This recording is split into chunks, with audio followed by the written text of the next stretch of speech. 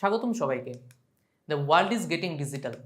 একজন average internet user প্রতিদিন 6 ঘন্টা অনলাইনে থাকে, অর্থাৎ সারা জীবন হিসাব করলে কোয়ার্টার অফ দেয়ার লাইফ। আপনার বিজনেসকে ডিজিটাল করবেন কেন? প্রথমত হচ্ছে লার্জার অডিয়েন্স। আপনার কোম্পানি প্রোফাইল পাবলিক হলে সেটা gives you ability to reach a larger audience. এমনকি মিলিয়ন অফ অনলাইন ইউজার এখন আপনার ওয়েবসাইট রিচ করতে পারে। তবে হ্যাঁ, এটা ওভারনাইটে হবে না, আপনার কিন্তু পটেনশিয়ালটা কিন্তু হায়ার।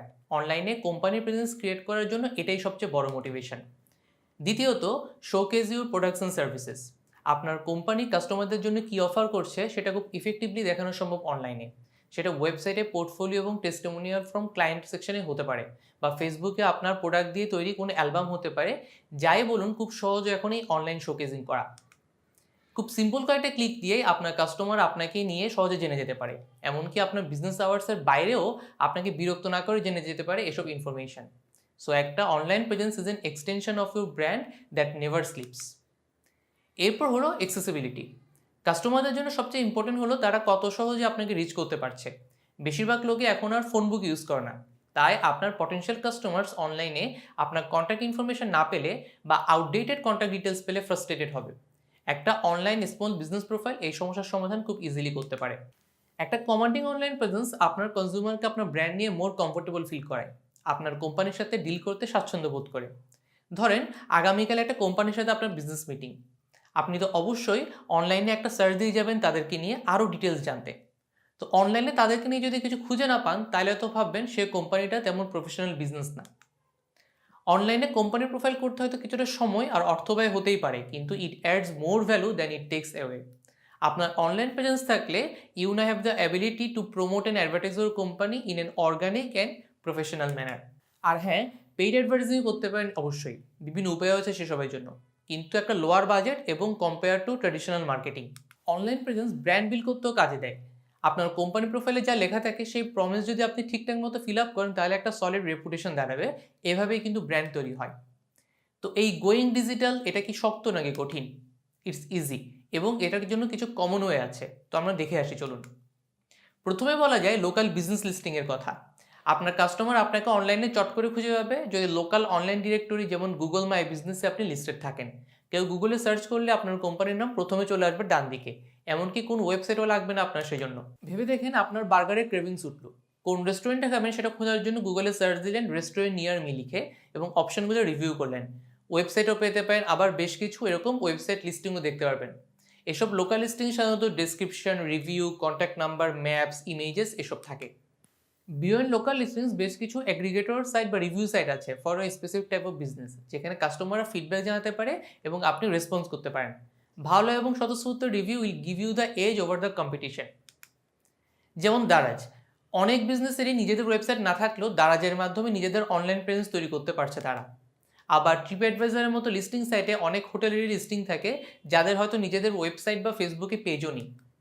বেশিরভাগ বাস কোম্পানির কোনো অনলাইন প্রেজেন্স ছিল না, কিন্তু সহজের মতো প্ল্যাটফর্ম দিয়ে তারাও এখন টিকিট বুকিং নিতে পারছে। একইভাবে ফুড পান্ডা, পাঠাও ফুডসের মতো অ্যাপ দিয়ে রেস্টুরেন্টগুলো ডিজিটাল প্রেজেন্স তৈরি করতে পারছে নিজেদের। তো ডিজিটাল প্রেজেন্স তৈরি করার জন্য সোশ্যাল মিডিয়া প্রেজেন্সও সবচেয়ে ইজিয়েস্ট, কারণ এখানে কোনো মনিটরি ইনভেস্টমেন্ট লাগছে না। বুস্টিংয়ের জন্য কিছু টাকা লাগতে পারে, কিন্তু সেটা হচ্ছে অপশনাল।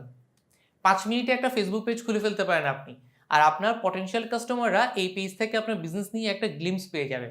আপনি যে ফটোস বা ভিডিওস দিবেন বা হ্যাপি কাস্টমারদের যে টেস্টিমোনিয়াল দিবেন, সেখান থেকে তারা বুঝে নিতে পারবেন আপনি কী কী সার্ভিস দিবেন তাদের। সারা পৃথিবীতেই বিজনেসরা এভাবে Facebook, Twitter, Instagram, Pinterest, LinkedIn এসব প্ল্যাটফর্মে নিজেদের প্রোফাইল খুলে বিজনেসের প্রচার করছে, এবং অনেক ক্ষেত্রে কোনো ওয়েবসাইট বা অ্যাপও লাগছে না আলাদা করে তাদের। Are the most obvious way to go digital is with a website. Website ছাড়াই অনেক কিছু করে ফেলা যায় তা ঠিক, কিন্তু বিজনেসকে স্কেল আপ করতে বা কাস্টমারদের জন্য একটা ওয়ান স্টপ ডেস্টিনেশনের জন্য ওয়েবসাইট খুবই দরকারি। ওয়েবসাইটে এসে কাস্টমাররা আপনার বিজনেস নিয়ে আরও ডিটেলস জানতে পারবে, প্রোডাক্ট বা সার্ভিস কম্পেয়ার করতে পারবে, রিসার্চ করতে পারবে, কাস্টমার রিভিউ পড়তে পারবে, ভিডিও দেখতে পারবে, ডিরেক্টলি অর্ডার করে প্রোডাক্ট বা সার্ভিসও কিনতে পারবে ওয়েবসাইট থেকে। একটা ভালো ওয়েবসাইটকে অবশ্যই ইউজার ফ্রেন্ডলি এবং এস্থেটিক্যালি প্লিজিং হতে হবে, আর বর্তমানে মোবাইল ফ্রেন্ডলিনেসও বেশ ইম্পর্টেন্ট ইস্যু একটা ওয়েবসাইটের জন্য। একজন কোয়ালিফাইড ওয়েব ডেভেলপার দিয়ে ওয়েবসাইট বানালে সেটা কাস্টমারদের ডিমান্ড ফুলফিল করবে। আপনার ওয়েবসাইট ডিজাইন ভালো হলে বা নেভিগেশন স্মুথ হলে সেটা কাস্টমারকে কমফোর্ট দিবে, সেও রিলায়েবল ফিল করবে আপনার ব্র্যান্ডের উপর। ওয়েবসাইটের ক্ষেত্রে ডোমেইন, সার্ভার এরকম বেশ কিছু ভারী কি ব্যাপার আছে। এ সার্ভার হোস্ট ইউর সাইট এবং একটা ডোমেইন নেম দিয়ে লোকজন সেটাকে খুঁজে পায়। এটাকে আরেকটু সহজ করে বুঝাই। ধরেন বনানী 11 নম্বর রোড, এই পুরো জায়গাটাকে কল্পনা করেন একটা ইন্টারনেট স্পেস হিসেবে। এখানে কেউ কেউ জমি কিনেছে, এটা মিলিয়ে নিন হোস্টিং স্পেস হিসেবে। আর সেই জমির উপর যে বিল্ডিং দাঁড় করানো হয় সেটা হলো সার্ভার। আপনি কারো থেকে যেমন বিল্ডিংয়ের কোনো ফ্লোর ভাড়া নেন, এখানেও সার্ভার স্পেস ভাড়া নিতে পারেন। আবার প্রতিটা বিল্ডিংয়ের একটা হোল্ডিং নাম্বার থাকে। এই হোল্ডিং নাম্বারকে তুলনা করতে পারেন সেই হোস্টিং বা সার্ভারের আইপি অ্যাড্রেসের সাথে। এখন কাউকে আপনি যদি শুধু হোল্ডিং নাম্বার দেন, সে কিন্তু চট করে আপনার দোকান খুঁজে পাবে না। সেক্ষেত্রে আপনি কি করেন, দোকানের নাম দিয়ে একটা সাইনবোর্ড লাগান, যেন আপনাকে খুঁজে পেতে সুবিধা হয় বা দূর থেকেও যেন আপনাকে সহজেই চিনতে পারে। ডোমেইন নাম এই জন্যই লাগে ওয়েবসাইটে। একটা ডোমেইন নামকে আপনি এই সাইনবোর্ডের সাথে তুলনা করতে পারেন। www.omuk.com এভাবে নর্মালি দেওয়া হয় ডোমেইনটার নাম। দোকান ভাড়া নিলেন, সাইনবোর্ড লাগালেন, এরপর কি করবেন? দোকান সাজাবেন, ইন্টেরিয়র কাজ করবেন বা লাইটিং লাগাবেন। ঠিক এভাবে আপনার ওয়েবসাইটও ডিজাইন করতে হয়। কাস্টমাররা এখানে আসলেই যেন একটা ফিল গুড ফ্যাক্টর পায়, সেটা আপনাকে মাথায় রাখতে হবে এই দুটো ক্ষেত্রেই।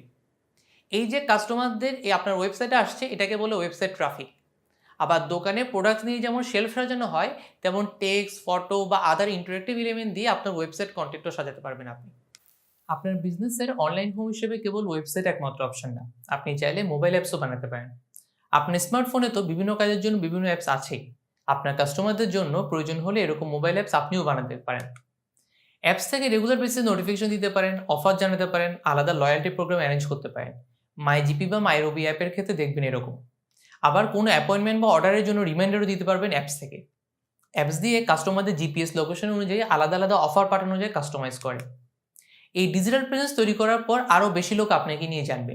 এরপর আপনার মেইন অবজেক্টিভ হবে to turn your audience or visitor into paying customer.